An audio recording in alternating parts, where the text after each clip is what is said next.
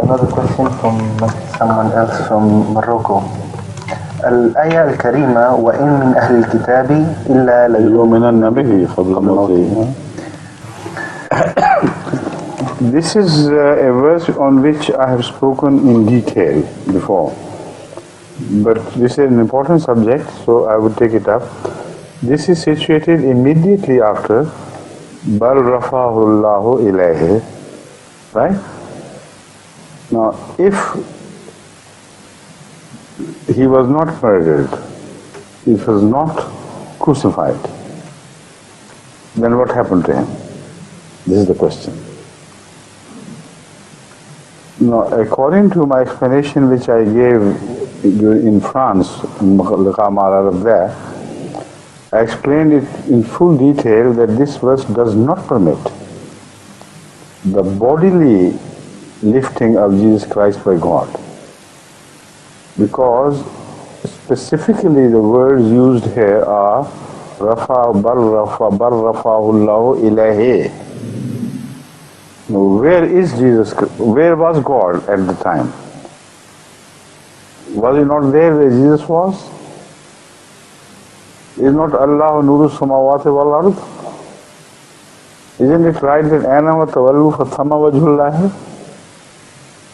So if this is true, that God is everywhere, nothing is empty of God, no space, and God was there where Jesus was.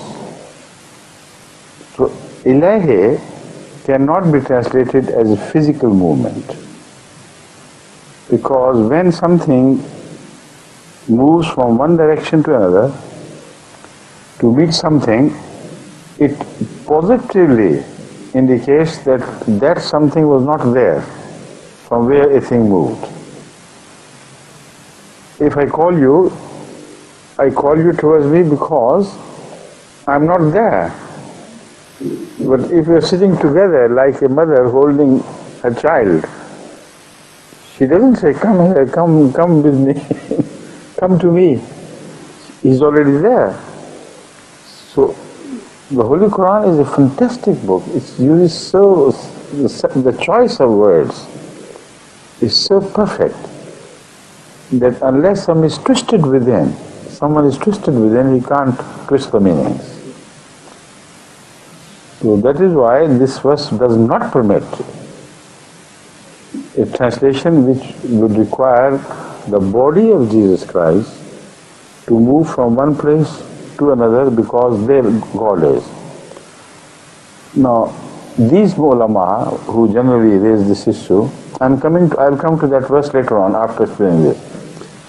They don't know that the earth is round, and they have not heard as yet that it's moving around, and they don't realize that sky as we think is up. Tomorrow exactly at this time, after half a day, 12 hours from here, the sky will be exactly opposite. Our heads will be in the opposite direction to which they are today. And after 6 hours, they will be horizontal in a position, which was quarter position, like if you look at the hands of the watch, you see the minute hands, when 12 hours strikes, the minute hand after 15 minutes will be in this direction. This is the 12 hour. Then after 30 minutes it will go down.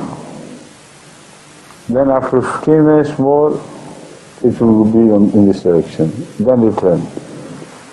So they don't know that the concept of heaven they have is not the one which the Holy Quran has.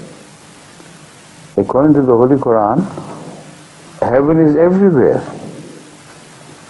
So physical heaven I am talking about. Spiritual heaven is movement in the spirit of the spirit in the direction of Allah. Spirit can move in the direction of spirit. Body cannot move in the direction of spirit because they don't belong to the same entity, the same different things altogether. And if the one spirit is all pervasive, It's present everywhere. Then how can you move from one direction to another to meet that spirit? The moment you leave, it will be understood, it will be implied that that spirit was there and not here. That's one thing. But now it's the second thing I'm talking about. Earth is revolving. If they say God is in that direction, to the sama, where would be God tomorrow, after 12 hours? In that direction, in which direction our feet are. And where would be God about 6 hours from now? He would be in that direction. If the earth is moving this way, but it's moving this way, then he would be in this direction. After 45 minutes, he would be in that direction. So, where did Jesus go? In this direction. So if you try to translate spiritual meanings literally, you will lose sense and you will lose yourself bearing a direction like Jesus must have lost. When he was called by God, come here, I'm going to lift you. Where would he go? God was there. If he moves, it means God is not there. If he moves upwards, then God is downwards as well. If he moves this way, then God is on the other side as well. So it is an insult to God to translate verses relating to God as if he is a physical being. He is not a physical being. Why didn't Allah say Rafa'ullah ila samai?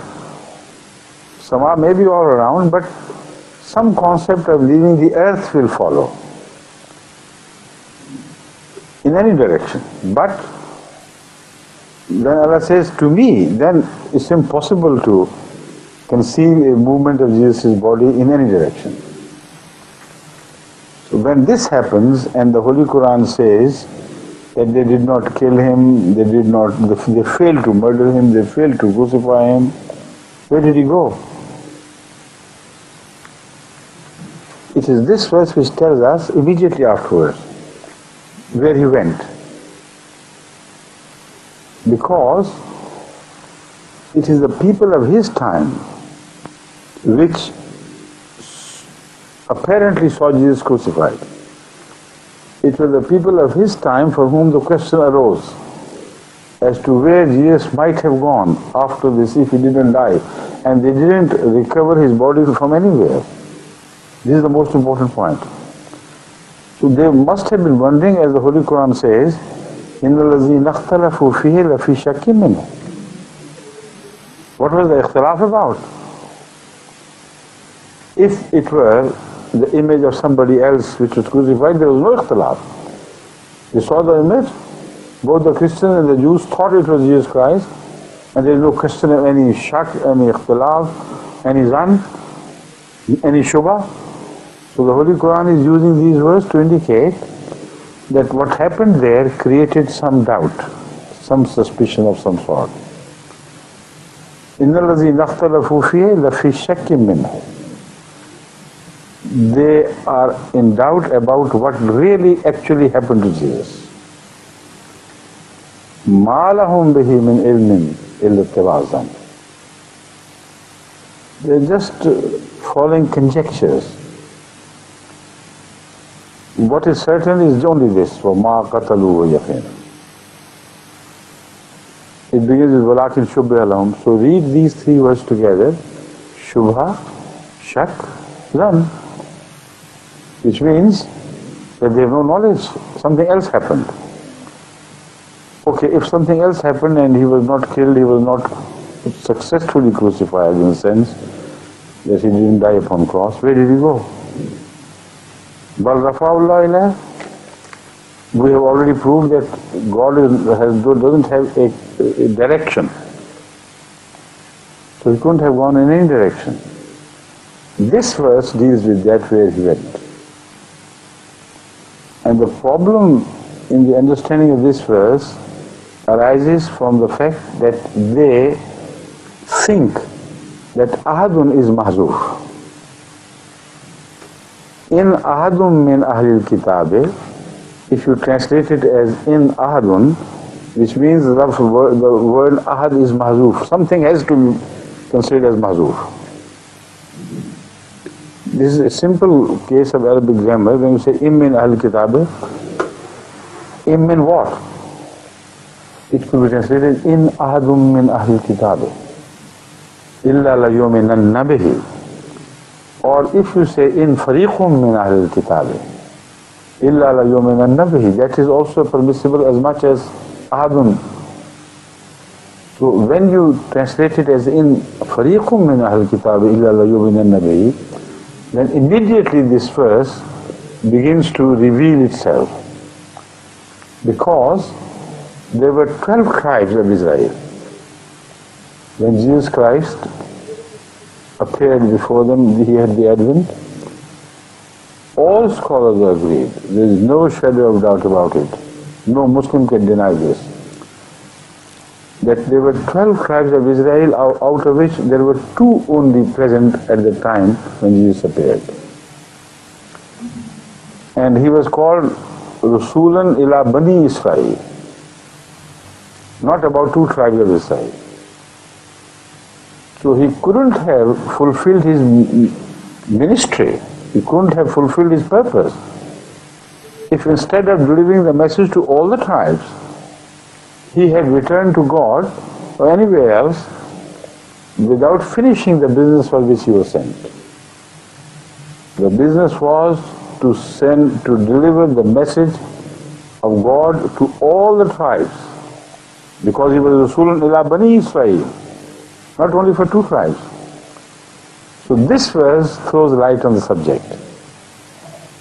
وَإِن مِّنْ أَهْلِ الْكِتَابِ, there is not a single tribe of the Ahl Kitab who would die without believing in Jesus Christ. Unless the message is delivered, how can they believe? So this means, when you say Amanu, it does not mean every member of that community.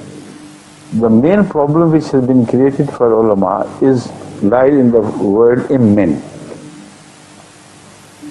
Routinely, traditionally, generation after generation, they're saying ahadun is mahzuf. It is not ahad which is mahzuf. Because the moment you consider ahad to be mahfuz, problems will arise which will be unmanageable. I'll give examples after this. So, as I understand this verse, I'll unfold the whole thing, and then you see how wonderful this is, how perfectly it fits. إِن مِّنْ أَهْلِ الْكِتَابِ إِلَّا لَيُؤْمِنَنَّ بِهِ. He came to deliver his message to all the tribes of Israel. If you are wondering where he disappeared, if he didn't die, if he was not murdered, where he must have gone. The finger of the Quran points at the Israelites, wherever they have gone, he must have fallen there. So, he will not die. The word death can refer both to him and to the tribes. During their lifetime, or during the lifetime of Jesus Christ, there will not be a single tribe of Israel which has not had faith in Jesus Christ. But not necessarily all. Because the Holy Quran speaks of the word kul not in the sense of every person, but if some of belonging to a people become Muslims, the message is delivered and the purpose is served. Rasulullah sallallahu alaihi wasallam was sent to the whole world. He was not Rasulun ila Bani Israel. So when he was sent, Ya ayyuhan nasu, Qul ya ayyuhan nasu inni Rasulullah alaykum jami'a. One could say, Africa didn't believe, that didn't believe, that didn't believe. But if a major part, a representative part of different continents and different countries believes in Rasulullah sallam, it means as if kullun believe, all have believed. But they must represent different places and different nationalities. And at the time of Rasulullah sallallahu alaihi wasallam, this is exactly what happened. People belonging to different nationalities did believe in him during his lifetime. And that is why he declared, according to the Quran, the Holy Quran declares, آمَنَ الرَّسُولُ بِمَا أُنزِلَ إِلَيْهِ مِنْ رَبِّهِ وَالْمُؤْمِنُونَ كُلٌّ آمَنَ بِاللَّهِ. The word kull is very significant. Everybody, all believed. Because if the cream of society believes, then the rest are considered to have believed. So that is why I insist that the missing word is not ahad. The missing word is fariq or tribe, however you express it. So if all the tribes of Israel were addressed by Jesus Christ, then he must have delivered his message to all of them. And because during his ministry in Palestine, people belonging to both the tribes who were there had believed in him. So the purpose was served. Now the remaining task had to be attended by him. So he couldn't have gone up to heaven, leaving all the tribes wandering in wilderness without being given a chance to accept him. He connected with the verse, Rasulun ila Bani Israel. And the Bani Israel are mostly spread out in the world. And they even have not heard of him. And they must have been addressed by Jesus Christ himself. Now, another pointing finger in the Quran indicates where he went. If we find the tribes of Israel having gone there prior to that, then this verse and that verse, both together, fix the direction and fix also the place. The Holy Quran says, وَآوَيْنَاهُمَا إِلَىٰ رَبْوَةٍ ذَاتِ قَرَارٍ وَمَعِينٍ. This is another indicator which helps us understand this verse. The question of Awa only arose when Jesus' life was threatened, and also that of his mother and all his followers. So Jesus Christ was promised. God told us in the Holy Quran clearly that when Jesus' life was threatened, we took him away to a place of safety. And we rescued him, to a place of shelter and safety, which was a mountainous area, Rabbatan, Zate Qararin wa Main. There was perfect peace and natural fountains and springs were in abundance. Otherwise this Rabbatan, Zate Qararin wa Main could not be described in these words if there was peace and there were fountains and springs everywhere. Now this is exactly what Kashmir is. Why Kashmir? There are other places as well. But because the main exodus of the Israelites was in the direction of Kashmir. Through Afghanistan, they had gone to settle during their exodus from the mainland. They settled some in Iran, some in Afghanistan, some beyond into Kashmir, and filled the valley of Kashmir with their presence. So this is the verse which informs us that if you want to search where Jesus went after that, don't look up into the heaven. Search for where the tribes of Israel must have gone. Because without following them, he could not have finished his ministry. And no prophet returns to God without delivering the message. So he must have followed them, as the Holy Quran also indicates where to search for. And when we reach Kashmir, all the scholars now are agreed that they are the Israelite people who got settled in Kashmir, and their features, their style of life in the valley is very reminiscent of the Israelites of old time. Also the Pathans have been established now. Their own historians have said that pure old Israelites who had migrated during their exodus from after the invasion of Nebuchadnezzar. So this verse says, Jesus Christ will not die until all the tribes had faith in him. He will finish his ministry and then he will return. Afterwards, after this, what is the remaining part of this verse? وَيَوْمَ الْقِيَامَةِ يَكُونُ عَلَيْهِمْ شَهِيدٌ. See, this is the meaning. وَيَوْمَ الْقِيَامَةِ يَكُونُ عَلَيْهِمْ شَهِيدًا. What a perfect, accord this last bit has with the previous subject. Having delivered the message, he would rise as a shaheed. Prophet is called shaheed when he delivers the message and sees the reaction and reports to God, this is what happened to them and this is how they reacted.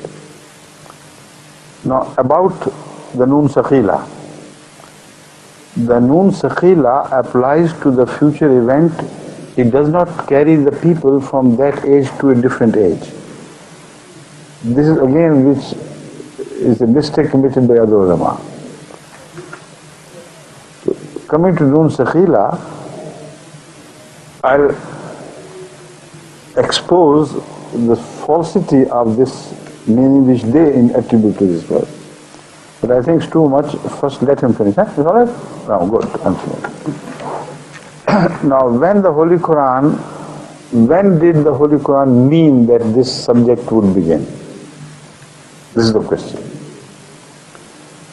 The mullahs say that this indicates that Jesus Christ was lifted to heaven and he did not die. And he will only die when he returns and when all the tribes of Israel, each member, each child has faith in him. So they make two blunders. Number one, the word ahadun is inserted between in and min, in al-kitab. In min al-kitab. In and min. In ahadun they say. Okay. Which al-kitab? They say because of Noon Sakhila, the al-kitab are also of future, which is absolutely wrong according to their way. The fail of Noon Sakhila is concerning the prophecy which is being mentioned. It does not mean and it cannot mean that the Ahl Kitab will be born later. Ahl Kitab are there, but their belief will be later. Immin Ahl Kitab la yu'minanna bihi. It doesn't say that they will be born later. So the Noon Sakhila applies only to Iman, not to the presence of Ahl Kitab. Ahl Kitab have to be there about whom this prophecy is made. You got the point? Clear? Abraham, you understood? So, hanging on to Noon Sakhila, they shift the whole people of Israel to a future. And what purpose would it serve if the people of the time of Jesus Christ had seen him, as they admit? They had seen him, according to them, killed on cross. Right? And if the Christians also agreed that he died upon the cross, then what would be the purpose of declaring it 600 years after to Hazrat Muhammad Sallallahu Alaihi Wasallam that this is not the case, he is still alive, and Ahl Kitab will not die until he returns and until they are given a chance. entirely to believe in him. Each child, each human, each person. No? Now we are turning to their meaning, and I am criticizing them threadbare, and so that everybody can decide whether their meaning is more sensible or my meaning which I have attributed to this verse. Now if their mullah's meaning is right, then what happened was, according to them, Jesus Christ was not crucified. Right? This whole verse leads into this verse. So we have to take up the whole subject together in the context. Jesus Christ did not die upon cross because he was never crucified. Not that he was redeemed from the cross. They don't accept this meaning. We say he was redeemed from the cross, so he was not crucified. So they say he was not crucified. The act of crucifixion did not take place on the body of Jesus. He never was crucified in the first place. At the same time, they agree 100% that a man looking exactly like Jesus Christ was hung upon the cross until they believe he died. And no one suspected that he was not Jesus. On this they are agreed. That is why they replaced Jesus with another person and say that his shape, his features were completely transformed into the likeness of Jesus. So it was his likeness which was crucified and not Jesus. This is the well accepted and well established meaning of the ulama. Now we have to start from there to reach this verse. If this happened, then Jesus had gone according to them to the heaven. Bal rafa'ullah ila, according to them, is the physical act of lifting Jesus. So what does this verse do there afterwards? مِّنْ أَهْلِ الْكِتَابِ إِلَّا لَيُؤْمِنَنَّ بِهِ. First of all, if the Ahl Kitab are born later on, this expression does not permit it. It should have said, the Ahl Kitab who will be born later, they will believe in him. Not the Ahl Kitab of the present. The context is of the time of Jesus Christ. So the Nun Sakila applies only to Iman, not to the persons of Ahl Kitab. It doesn't at all mention that there are no Ahl Kitab, they will be born later. So the whole thing is just fictitious and meaningless. But I'm following it according to them. They say when Jesus will descend from heaven, this verse means then all the Ahl Kitab will believe in him, without exception. So the word Ahad requires us to believe that each one of them would believe in Jesus Christ. And because from the time of Rasul, up to the time of Rasulullah this had not happened, so the Nun Sakila is talking of something beyond Rasulullah. See? So they make Jesus Christ make a bypass of Rasulullah and land later in future to earth, and there all the Ahl Kitab will believe in him. Right?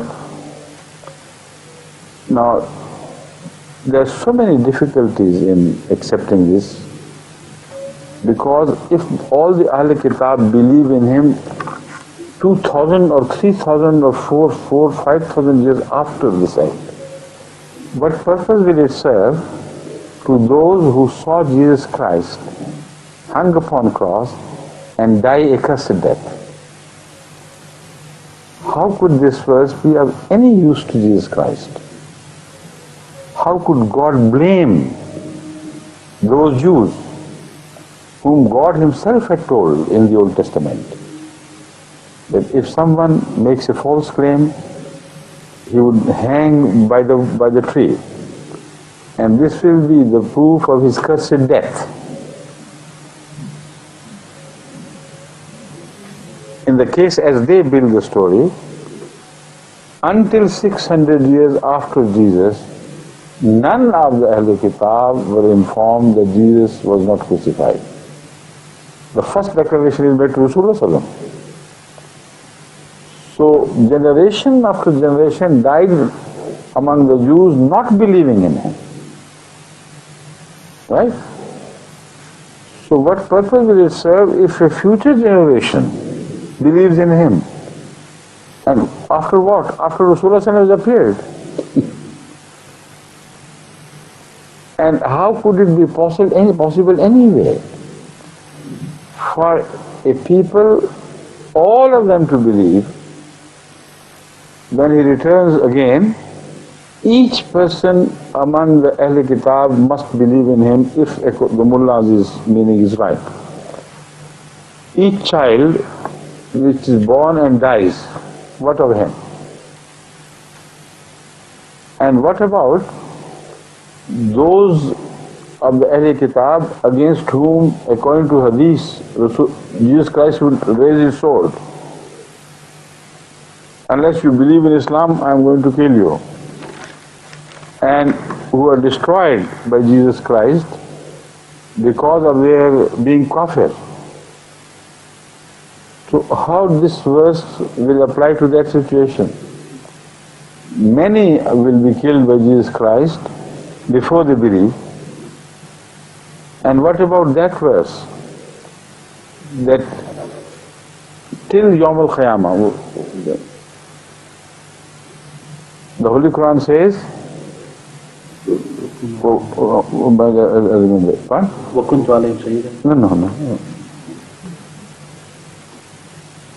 Was निकालने बताता हूँ उसको. I'll say. No, not that one.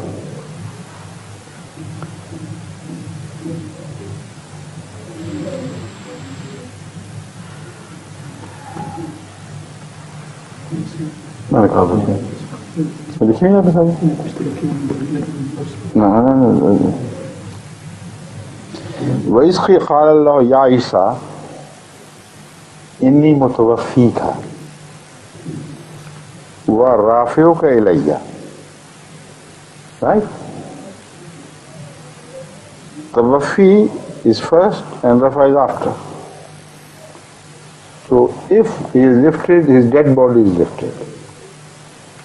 See? But then something else happens. وَمُطَاهِرُكَ مِنَ الَّذِينَ كَفَرُوا وَجَعِلُ الَّذِينَ اتَّبَعُوكَ فَوْقَ الَّذِينَ كَفَرُوا إِلَى يَوْمِ الْقِيَامَةِ. Till the day of judgment, there will certainly be those who do not believe in Jesus Christ.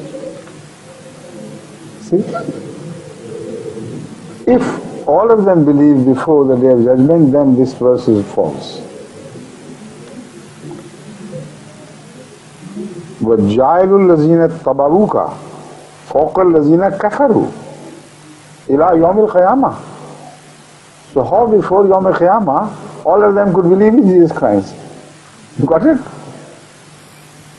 In no way can this verse be translated to apply to the future, giving the message that although the previous people of his time died under the impression that he was a false person, he was a false prophet, that is why he was crucified and died upon cross.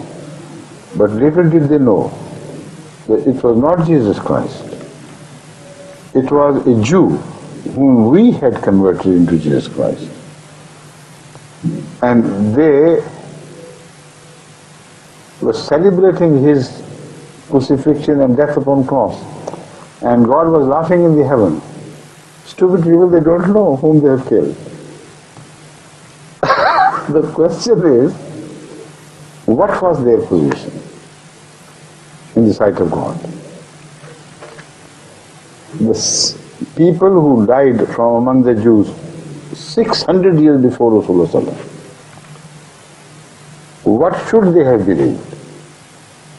Should they have believed in what they saw? Or should they have denied what they saw?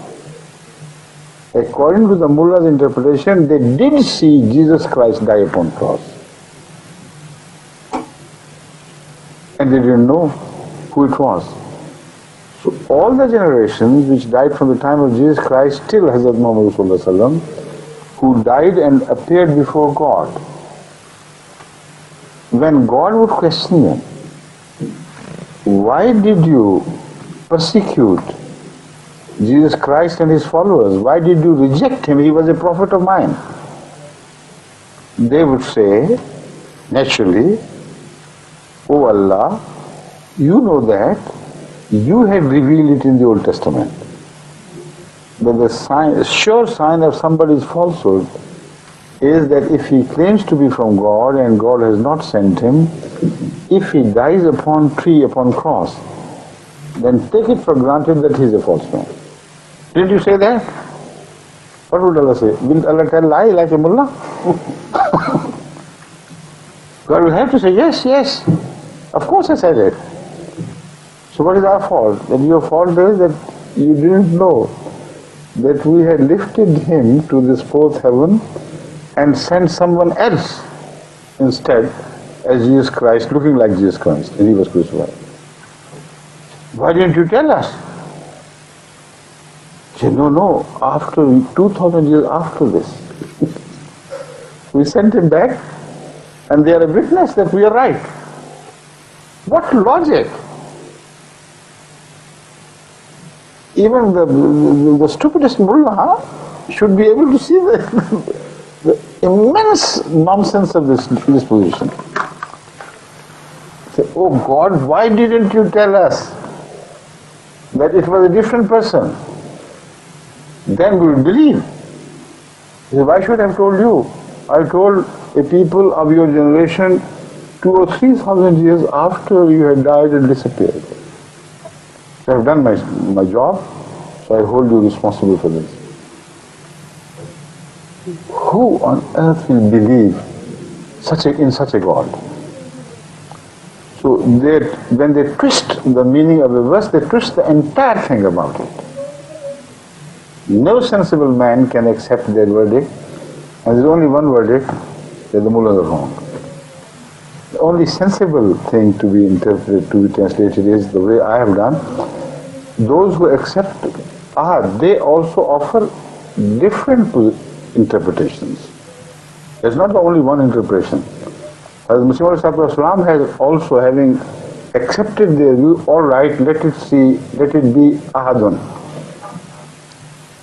But the word Mautahi applies to whom and this and that. Hazrat Islam has argued, but I'm not taking that position. I'm presenting it in a different way altogether.